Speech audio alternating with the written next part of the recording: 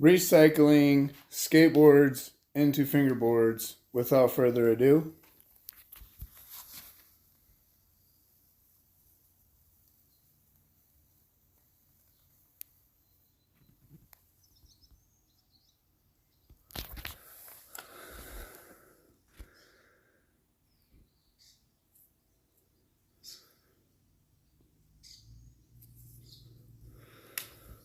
so this is a 34mm board that I recycled out of a skateboard.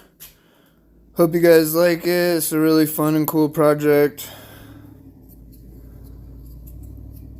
Definitely be making more of these.